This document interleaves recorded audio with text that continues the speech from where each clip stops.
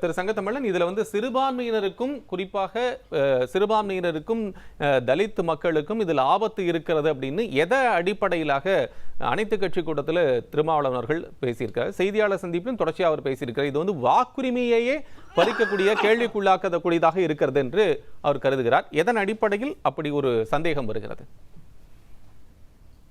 அதாவது நீ கேட்கிற கேள்விக்கு பயிர் சொல்றதுக்கு முன்னாடி சொல்லு.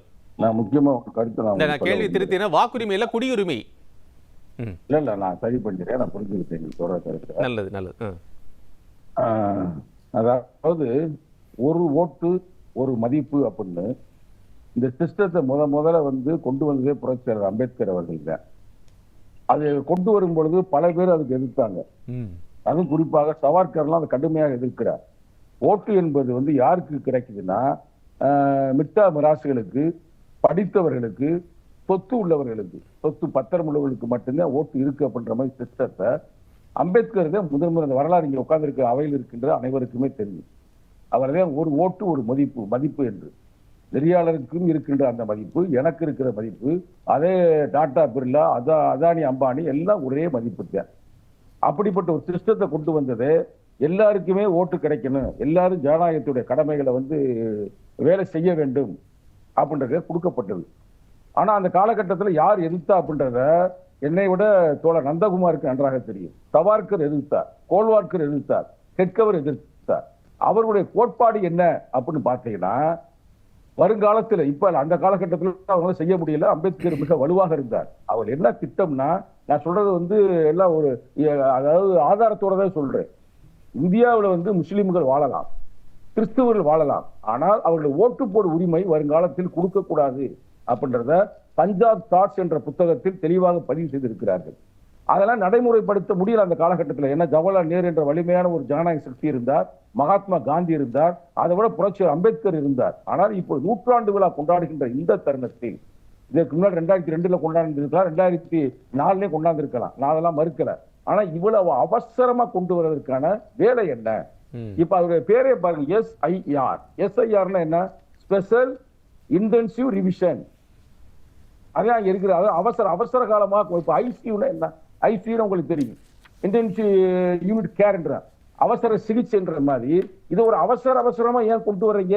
அதான் எங்களுடைய கேள்வி. நீங்க நல்லா கொண்டு வாங்க, இது இந்திய அரசியலுக்கு தேவைதான், நாட்டுக்கு தேவைதான், அதுக்கு ஒரு டைம் கொடுங்க. நீங்க சொல்றது நிகழ்காலத்தில் நடக்கவே முடியாது. எல்லா இடத்துலயும் ஒரே மாத காலம் தானே நடக்குது சங்கத்தமிழன். எல்லா இடத்துலயும் ஒரே ஒரு மாத காலத்து அளவில் தான் நடக்கிறது.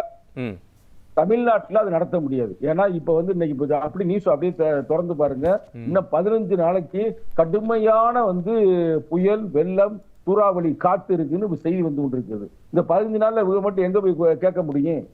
அது கேட்கவும் முடியாது. இன்னொன்னு தெரிஞ்சுக்குங்க, அவங்களுடைய என்ன ஏன் நான் வந்து RSS சொன்னேன், அவங்க என்ன வந்து ஏழைகளுக்கு, தலித்துகளுக்கோ இல்ல கிறிஸ்தவர்களுக்கோ இல்ல இஸ்லாமியர்களுக்கோ ஓட்டு, அவங்க எல்லாம் அன்றாட காட்சிகள். இவங்க எல்லாம் தினந்தோறும் வேலைக்கு போனாதே அவங்களுக்கு பொழப்பு நடத்த முடியும். அவங்க வீட்டுல உட்கார்ந்துகிட்டு இருக்க முடியாது. அவங்க வேலைக்கு தான் போவோம். காலையில போனோம்னா ஈவினிங் தான் வீட்டுக்கு வர முடியும். இப்ப உங்களை போன்ற என்னை போன்ற ஆட்கள் எல்லாம் நமக்கு சொந்த ஊர் வேற ஊரா இருக்கலாம், அங்கதான் நமக்கு ஓட்டு இருக்கு. நம்ம வந்து சென்னையில பொழப்பை நோக்கி நம்ம இங்க வந்திருக்கிறோம். அப்ப நமக்கு அங்க இருக்கும் பொழுது, அங்க பார்க்கும் பொழுது இவர் இங்க இல்ல அப்படின்னு கூட நம்மளை நீக்கப்படுவதற்கும் வாய்ப்புகள் இருக்கிறது. ஏன்னா 3 நாள் எப்படி டயத்தை பிக்ஸ் பண்றாங்களா? 3 முறை இந்த முறையில நாங்க வர்றோம்னு சொல்றது இல்ல. அவங்க எப்ப வருவாங்க, எப்படி வருவாங்கன்னு தெரியாது. ஒரு மாத காலத்திற்குள் 3 முறை அவர்கள் வந்து செல்லலாம். 3 முறை கம்பல்சரி அவங்க வந்துட்டு போயிருக்காங்களா இல்லையங்கிறத அவங்க உறுதிப்படுத்தணும். அதை அங்க இருக்கக்கூடிய BLAக்களும் உறுதிப்படுத்திக்கணுங்கிறது அதுல சூழல் கட்டாயம் இருக்குது. 3 முறை நான் இல்ல அங்க. எனக்கு வந்து ஒரு பிரச்சனையாக நான் வந்துட்டேன், சென்னைக்கு வந்துட்டேன். இல்ல எங்களுக்கு வந்து தொழில் நடந்துகிட்டு இருக்கு, நாங்க வரலாம், மழை பெய்யுது, எங்களால வர முடியல. ஏன் 4வது முறை நீங்க எடுத்துக்கிற மாட்டீங்களா? அப்ப அதோட முடிச்சு விட்டுருவீங்களா? இதுதான் ஜனநாயக நாடா?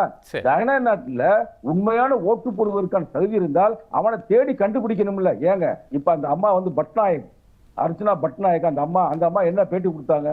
தினத்தந்தியிலே வந்துச்சு, தினத்தந்தியில அட்டப்படத்திலே வந்துச்சுங்க. என்ன சொன்னாங்க? நாங்கள் அந்த சிஸ்டத்துக்குள்ள இல்லாட்டினா நீங்கள் நீக்கப்படுவீர்கள்ன்றாங்க. அது ஆல்ரெடி நீக்க இருக்குல்லங்க. ஐயா கீழே சொன்னாரு, form number 6, 7, 8 addition, revision, deletion அது நடந்துட்டு தானே இருக்கு, ஆண்டுதோறும் நடந்து கொண்டு இருக்குல்ல. இப்ப உங்களுக்கு என்ன அவசரம் தான் எங்களுடைய கேள்வி.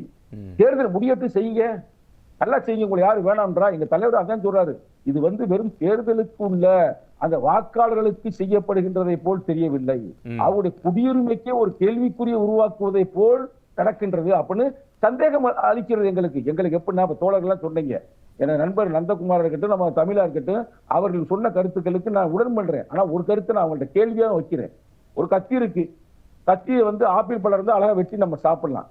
அதே கத்தியை வந்து இன்னொருத்த கழுத்தையும் வெட்டலாம்ல. அப்ப அந்த கத்தி யாருக்கிட்ட கையில இருக்குன்றதான பொறுத்து அமையுது. எங்களுக்கு பயமா இருக்குப்பா. எங்களுக்கு பிஜேபி மேல பயத்தை விட RSS கோட்பாடு உருவாகி களமாடக்கூடிய பிஜேபி மேல எங்களுக்கு சந்தேகமா இருக்கிறது. ஒரு கிளாரிபிகேஷன் சங்கத்தமிழன், இது ஒரு கிளாரிபிகேஷன் தேவைப்படுது. உங்க எல்லாருமே மீண்டும் மீண்டும் சொல்லக்கூடிய விஷயம்தான் இந்த 77,000. இப்போ அவர் சொன்ன துரை தமிழ்ச்சன் சொன்னார், இது வந்து 68,000 70,000 பேர் மாநில அரசினுடைய அதிகாரிகள் தான் அதில் பணி செய்ய போகிறார்கள். ஒன்று. இரண்டாவதாக, ஒரு கட்சிக்கு இப்போ பாஜகவுடைய மற்ற மாநிலங்கள் இருப்பதை போல அந்தந்த மாநில கட்சிகளைப் போல இல்லாமல் தமிழகத்தில் பூத் ஏஜென்ட்ஸ் வந்து ரொம்ப தெளிவாக கட்டமைப்போடு இருக்கக்கூடிய இருவரும் கட்சிகள் இருக்கின்றன. உடன் இருக்கக்கூடிய கட்சிகளுக்குமே இப்ப இருக்கக்கூடிய பூத் ஏஜென்ட்ஸ் இருக்காங்க, BLAs இருக்காங்க. இவர்கள் அனைவரும் சேர்ந்து ஒரு விஷயத்தை உறுதிப்படுத்த முடியாதாங்கிற கேள்வியைத்தான் இந்த பக்கம் இருக்கக்கூடியவர்கள் வைக்கிறார்கள். அதற்கான பதில் நீங்கள் சொல்லுங்க. வேலியே வந்து பயிரை மேய்ஞ்சிருன்ற பயன்தான் எங்களுக்கு, வேற ஒண்ணும் இல்லை. யாரு வந்து இந்த சிஸ்டத்தை கொண்டு வர்றாங்களோ அவங்க மேல எங்களுக்கு நம்பிக்கை இல்லை. அதுக்கு ஒரு எடுத்துக்காட்டுங்க, நான் திருப்பி பேச விரும்பல. பீகார்ல கண்ணுக்கு முன்னாடி நடந்துச்சு 65 லட்சம், திருப்பி கோர்ட்ல கலந்த பிறகு 45 லட்சமா குறையுது. அதுக்குள்ளேயும் சந்தேகம் இருந்துச்சு. அதுக்கு வந்து நந்தகுமார் அவர்கள் பதில் சொல்லாம, அவர் நல்லா பேசுவாரு, டெக்னிக்கலா பேசுவாரு. நான் ரொம்ப அவருடைய நண்பர்னு வச்சுக்கலேன், அவர் ரசிப்பை அவர் பேச்ச டக்குன்னு மாத்தி விட்டார். நீங்க தான் கேள்வி கேட்டீங்க, ஏங்க அவர் வந்து டீ குடிச்சாரு ராகுல் காந்தி 7 பேரோட, அதுக்கு என்னன்னு நீங்க கேள்வி கேட்கும் பொழுது அவர் இன்னொரு பதிலை சொன்னார். அந்த பதிலை அவர்கிட்ட வந்து நான் எதிர்பார்க்கிறேன். எங்களுக்கு என்னன்னா, நான் நேரடியாக சொல்லுகிறேன், மறைச்செல்லாம் பேசல. எங்களுக்கு வந்து இந்த RSS உடைய சித்தாந்தம் வந்து எங்களுக்கு சந்தேகமா இருக்கிறது. அவர் 100ஆண்டு விழாவை கொண்டாடி இந்தியாவை இந்து ராஷ்டிரம் அறிவிக்க வேண்டும் என்று அவங்க மும்முரமாக செயல்பட்டார்கள். ஆனால் நம்ம இந்தியாவுடைய தலைமை நீதிபதி PR கவாய் இருக்கிறனால நடைமுறைப்படுத்த முடியல. கவாய் கூட நேற்று ஒரு அதிருப்தி தெரிவித்திருக்கிறார். முக்கியமான சில கேஸ் எல்லாம் ஏன் வரமாட்டேங்குது, மாற்றி விடுகிறார்கள், செருப்பவரை வச்சு எரிந்தார்கள். இதெல்லாம் வச்சு பார்க்கும் பொழுது சந்தேகம் வருது. இதை வந்து சந்தேகம் வந்து சும்மா சந்தேகமாக நான் சொல்லவில்லை. நான் உங்களுக்கு பரிந்துரை செய்யறேன், அந்த புத்தகத்தை தயவு செய்து நீங்க பாருங்க. RSS இந்தியாவிற்கு ஒரு அச்சுறுத்தல், ஏஜி நூராணி அப்படின்ற ஒருத்தர் வந்து எழுதியிருக்கிறாரு. அதை பூரா நீங்க இன்றைக்கு மேல அதான் படிச்சேன். அதுல அவர் சொல்றாரு, அவங்க மக்களை வந்து திசை திருப்பதற்காக மெயினா என்ன இருக்கு, ஓட்டுரிமை.